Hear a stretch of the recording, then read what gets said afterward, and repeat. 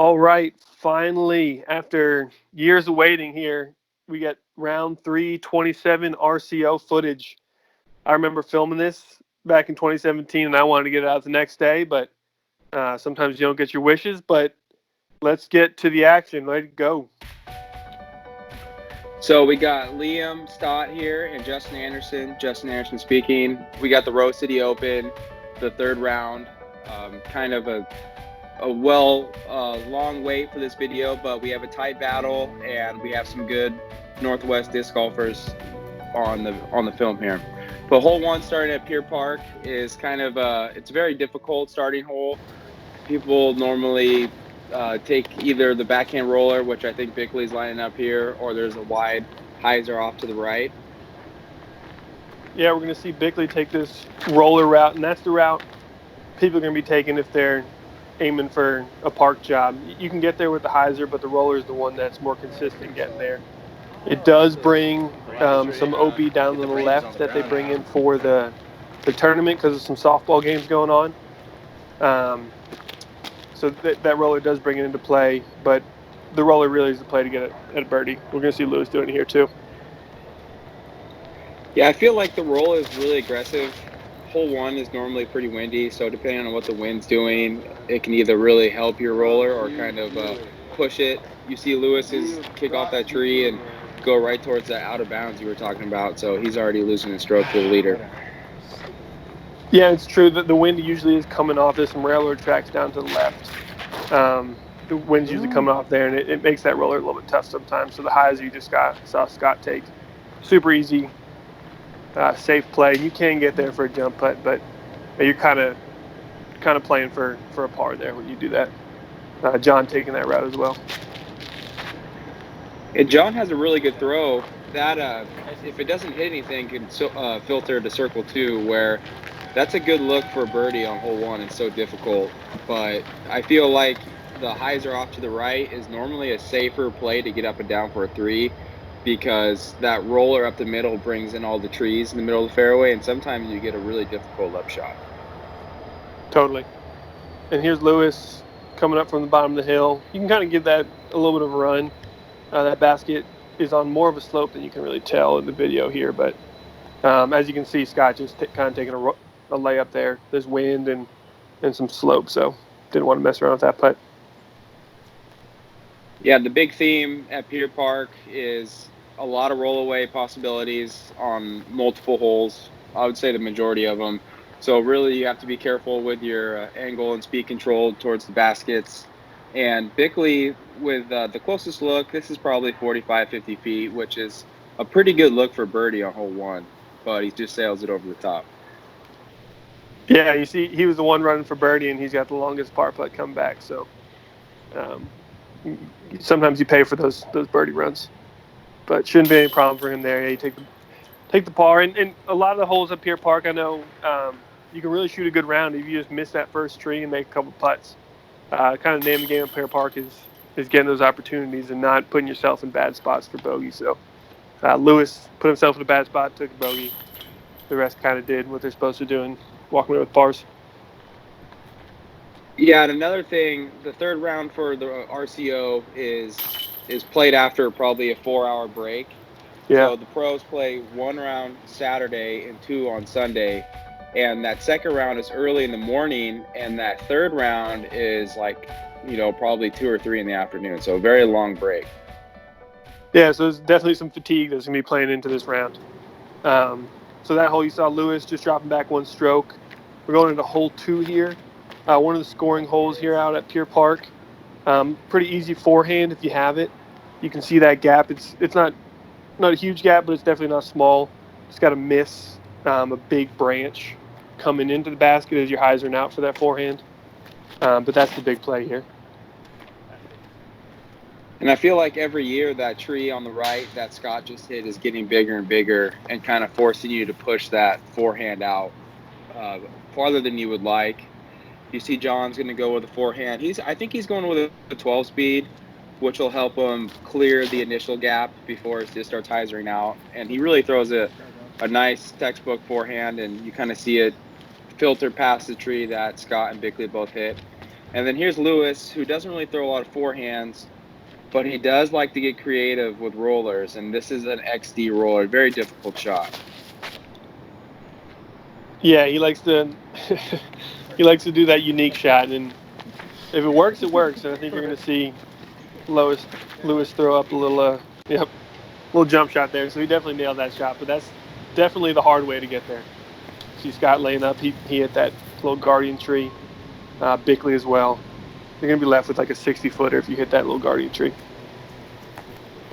And Bickley's just laying that up. He has a lead. And John just past the basket, probably circles edge. Definitely looking to capitalize here. And he crawls it in for the birdie. Nice putt. Yeah, and like you said, he might have taken 12 speed off the tee. You can kind of pick your poison off the tee. Just as long as it's stable enough, it's going to work its way back towards the basket. And Lewis there parked for the 2. Yeah, that's a really difficult shot, and he made it look pretty easy. But that's just kind of what you have to do if you don't have a forehand out here. And Pier's got a lot of tight lines, and you see a lot of good forehand players play well here. Boom, look at that go. I have seen him. Lewis has changed his game up. He's got a forehand now. Played with him last weekend, and he threw a couple forehands out there. So hole 3 is probably one of my favorites here at Pier Park. It's just a beautiful shot. You see John go with forehand, slip out a little early. But really, it's either a forehand, a righty forehand, or Lewis will show you the straight shot. But both come into play, but this is definitely one you need to birdie. You need to get a couple birdies here in a row. Yeah, this is the start of what they call Birdie Alley here at Pier Park. The next 3 holes, really it is another forehand dominant shot. That's the way to really park it. But you see Lewis make that turnover work. And it definitely does work, but the forehand is a safer, more consistent play. You'll see more people take that. And Bickley's throwing a great forehand here, and I think he's probably skipping close to an ace. And sometimes that'll take you past the basket where you kind of have a weird footing for your birdie putt. Yeah, the hill's only mowed so much, so it can flare up that hill and kind of stay up there, and you're going to have a kind of tricky putt. Not necessarily like a death putt or anything, but it's tricky putting 10, 15 feet downhill. Scott laces it. So we saw 3 forehands on that hole, so it's definitely a forehand dominant one. If you come out early, like we saw John, this is kind of a little gathering spot, a little 60-foot jumper. And Scott said earlier on one of the earlier rounds that this is as far as he can throw a forehand, and I call BS on that because I've seen him throw farther, but he definitely scares the basket for an ace run. And same thing with Bickley here, just goes just past it, and he comes up with an air ball, so you kind of feel that early lead jitters. Definitely hard playing with a lead here at Pier Park. Yeah, and you see Lewis hit a circle's edge putt there, taking the non-conventional route, 2 holes in a row, getting birdie both times. Bickley cleaned up his par there. That's 3 pars starting out. Not really where you want to be in your first 3 holes for Pier, but it could definitely be worse. Here's Scott putting a little downhill for his birdie. No gimme, but for him, it's a gimme. And there's really something to say about playing with a lead and having Scott behind you, and he's always pushing, and it definitely puts the pressure on you. Yeah, having a lead against anyone is hard, but having a lead against kind of a powerhouse in the Oregon, Pacific Northwest area, not something you're sleeping well with necessarily. But there you have it. He's still got the lead by 1 going into hole 4. Second hole here at Birdie Alley. This is kind of a stable, just straight mid-range shot. You're looking to get by that tree Lewis just misses and kind of settle in the bowl and get yourself a putt. And Scott aced this earlier, and it looked like very similar throw to that, but I think it was a little higher. But really, this hole is it's got a nice bowl where the basket is, so you can give it a good ace run and still not be too far past the basket. Yeah, it's a fun hole. You can't see the basket from the tee, but it is probably one of the easiest holes here out of Pier. Oh. You see John leaving a little bit early, but he gets a kick out. He's going to have a 50, 60-footer. And Bickley doesn't like to throw a lot of backhand mid-range shots, but he's going to line it up and really execute a nice shot. And he should be up there putting for birdie. Yeah, Pierre, you really just have to get over that little ridge right there, and you're going to be within the circle. Here's John setting up his circle 2 putt. John really likes these. He doesn't normally jump them, but he puts a good spin on it. He's very comfortable putting from this distance. Oh, yeah. Great putt. Definitely walking it in. That's 2 nice putts for 2 birds and getting strokes on the leader. You don't necessarily want to have to make a circle 2 putt on this hole, but it feels nice to make it. Lewis kind of donking that one a little bit low. And it's always hard to follow up a putt when someone just hits the basket on an easy putt right in front of you, especially in Bickley's case where he's already missed a couple birdie putts and probably not feeling too confident with the putter. But he cleans up, and Scott definitely scared the basket again. He's just going to tap in for his birdie. Bickley doesn't give up a stroke on this hole, but you could tell that a couple of guys on this cards are definitely pushing right now.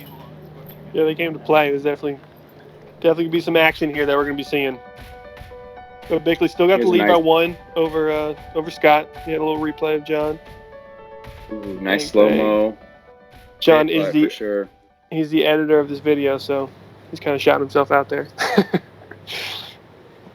So hole 5 here, I think it's a tricky hyzer. You kind of have to push that tree. Scott just missed on the left, and it's going to filter towards the basket. But it's one of those holes where the basket is on a steep slope. So if you're above it putting down, it's a death putt. And also, if you hit one of these guardian trees right off the tee, it is an extremely hard up and down to try and save your par. So it's kind of a nerve-wracking tee shot, in my opinion. Totally, and like I said earlier, the name of the game out of Pier is just kind of missing that first tree, and there's plenty of first trees to hit here on this hole. But if you do Pier the line, you're going to be up there for a putt for sure. It's one of the scoring holes for sure out here at Pier. So far, all 3 of our players have nailed it. Yeah, Lewis with a nice backhand. You can see how he threw from the front right of the tee box, kind of optimizing. Take advantage of the whole tee and giving himself the best look at the fairway. You can kind of see there with Bickley's layup how steep it is. And then John, he's feeling it, but this is straight death putt. This is definitely not something I'm running, but John feeling it, just hit a 60-footer. Oh, yeah, dead center. Yeah, when someone's putting confident like that and it's the 3rd round at Pier Park, they're dangerous because it's one of those courses where you get a lot of putts like that and you just got to take advantage of them. Scott is ideal position there. He's putting level ground. If he airballs that even, he's only sliding 10, 15 past. So that's where you want to be. Same with Lewis. But shoot, if you make the putt, you make the putt. They all got 2s. Yeah, and Scott, low-key, just 3 tap-in birdies in a row after missing the first 2 holes. So Scott's 3 down. Bickley's feeling the pressure. It's kind of like having that, Macbeth chasing your lead down, and you're just seeing it dwindle away after every hole. Dwindle and now gone. Jesse and Scott are tied going to hole 6. So if you saw the train coming, it's there. And now hole 6, big downhill, couple options for where to go. You see Scott taking the hyzer route, trying to work your way back to the basket. You can also go up the middle. You see that gap there. It is a little tighter trying to hit that gap, a low ceiling you got to get through, but 2 options on this hole. And this is another really popular hole at Pier Park. As you see, John lace that mid-range up the middle, and both the middle route and the right route both get birdies pretty equally. So it's kind of just shooter's choice and whatever you're feeling comfortable with that day. It's a great hole. It's not easy, it's not hard, but it's one you really like getting and one you hate missing. So that's kind of a theme out at Pier. A lot of the holes you love getting, but you hate missing. So this falls right in that category. And this is one of those holes when you're playing Pier, you normally throw 3 or 4 shots off of. just because No it's easy doubt. to find everything and it's so fun. But Bickley, you kind of see what happens when you go the wide route and hit an early tree. You kind of have this 80-foot layup where it looks like he was running that, but I guess he has to with Scott tying the lead. Yeah. And you can run on this hole. It's kind of an uphill run, so you're not going to shoot too far past. John doing the same. He caught up a little early, it looked like, on his tee shot. And here's Scott. He likes these outside the circle putts. He's going to give a little jump step. Ooh, he liked it out of the hand. Yeah, But he wanted to walk Lewis, that one down. yeah, he wanted to run it down. But Lewis likes to do the same thing. This putt looks great right now, just silhouetted right there with the trees. He's going to give it a good run with the goofy step. Oh, yeah. I forgot he made that one. Dang. That's a big And one. that's 3 tied at the top right now. And Lewis is good at Pier Park. He plays it a lot. Same thing with John.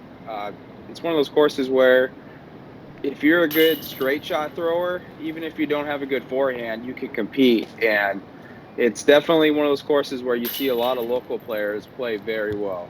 Yeah, no doubt. And also, whoever went into picking the colors for these baskets, wonderful. Look at that silhouette with those green trees. I love it. Yeah, in my opinion, these are the best baskets in Oregon. Just kind of complements the course. Nice slow-mo Lewis there banging the birdie and tying for the lead. And Kotansky's only one back, so it's really, the front 9 is where you score. Hole 7, Lewis is taking the box. He's going to go the road less traveled. There is a hyzer off to the right, but there's 3 different routes. And I think you're going to see all 3 routes thrown on this one card here. But it looks like that was a great shot, and he's really close to the basket. Yeah, and you're just saying you don't have to have a big hyzer. You don't have to have a good forehand. You can kind of pick your poison on every single one of these holes. We're going to see that, especially on this hole. There's that hyzer route that Lewis took. You see Scott taking the kind of force Annie flex forehand shot. Probably the most popular lane of them all. But you can also take up the middle, which I think we're going to see John take. Probably the tightest of all 3, but definitely something you can get right to the basket with. It looked like a good shot.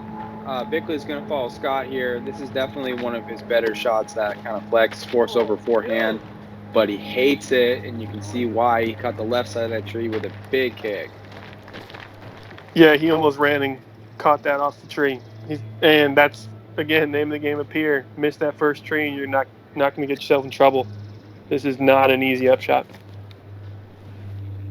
Yeah, anytime you don't get off the tee at Pier Park, a lot like other courses, but really Pier's kind of famous for that because these trees just give you the worst kicks, and you really got to scramble and just got to be able to, not get your head down and kind of push through it. But Scott having a nice layup there, but really, if you're not, Lewis is kind of showing the way here with that hyzer route. Yeah, it works when it works, but it's a tight line. A lot of trees to miss. But he definitely made it work on that. You see John with that up the middle route, stuck in the bush, just having the layup. Yeah, I think Lewis is going to take the lead here. There we go. And he's missed a couple putts. He's already got an OB stroke. So really, he's not playing too bad, and he's coming back and taking the lead. And he's one of those guys that, even with Scott behind him, he does play confidently with the lead.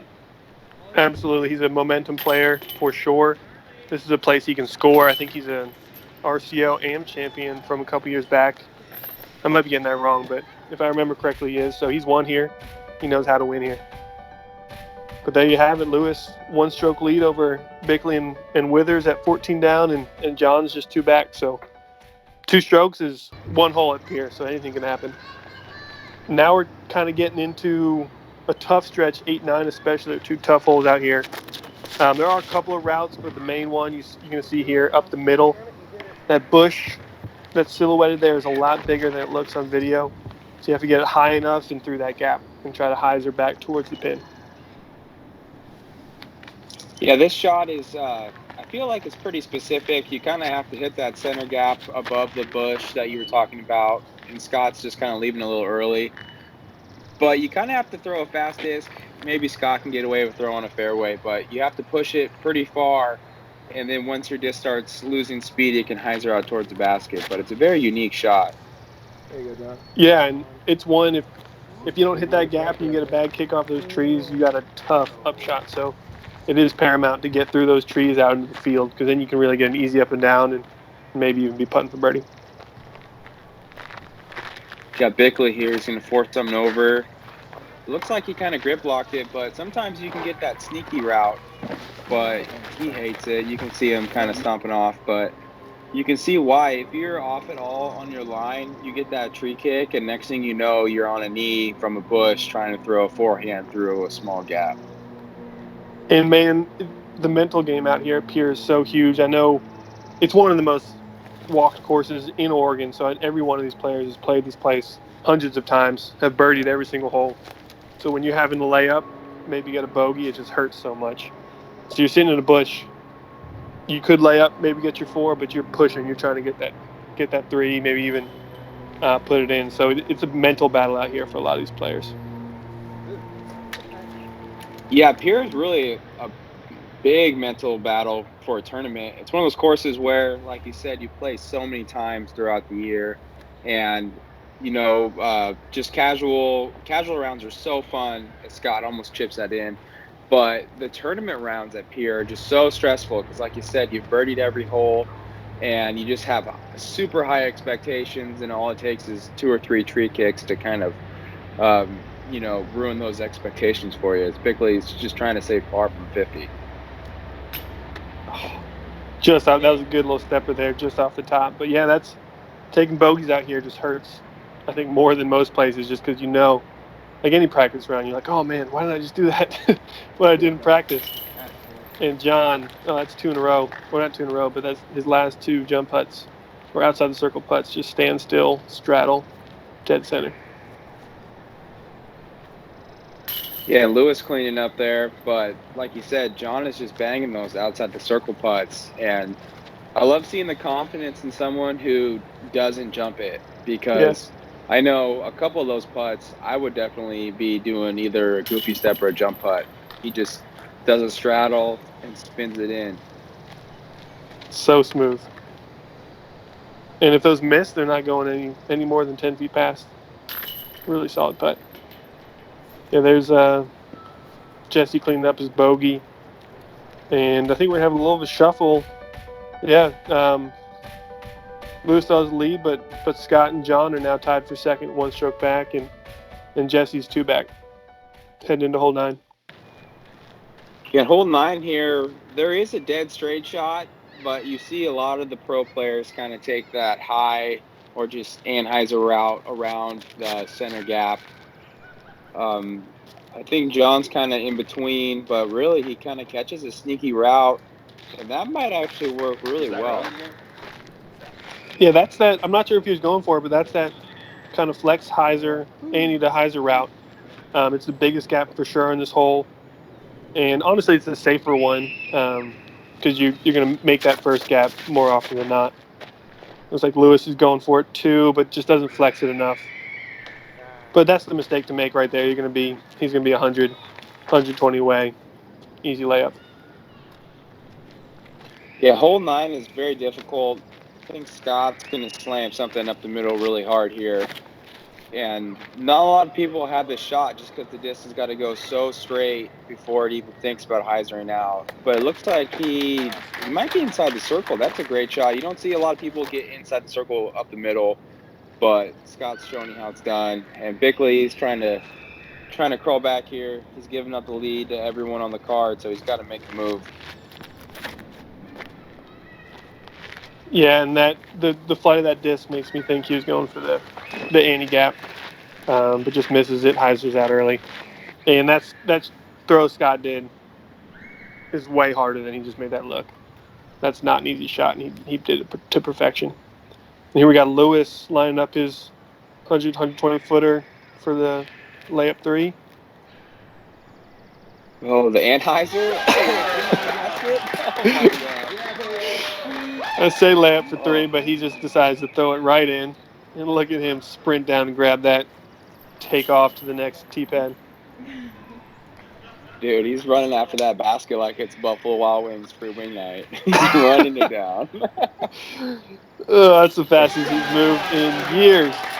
Look at that Huck Lab stamp spinning in there with the Huck Lab t-shirt. That's sweet. That was a sweet shot. Yeah, that's definitely something that keeps you coming back, no doubt. And Bickley, he's trying to get back here, but he's really kind of giving himself tough looks. That's just kind of Pier Park. I feel Yeah. like Lewis stole the thunder on this hole, even though Scott might be inside the circle. Oh, John Oh, bangs wow. another one, stealing the thunder back. Dang, that's 3 now. At least 50 plus. He is feeling it. No jumps or nothing. Yeah, just walking it in. What did Paul Macbeth say one time? Cool kids don't run them down; they walk them in. Yeah, he's making Lewis look silly.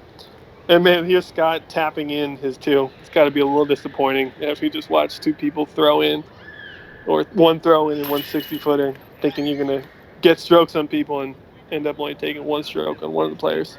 You can kind of see he's a little bummed out. Yeah, he's kind of disgusted by that. Just Annie, standstill, great shot. I love that slow mo. Ooh, right in the chains. Look at that little Huck Lab Beautiful. spin too. That was really cool. Well, there you have it. That's the front 9. We'll catch you here on round 2.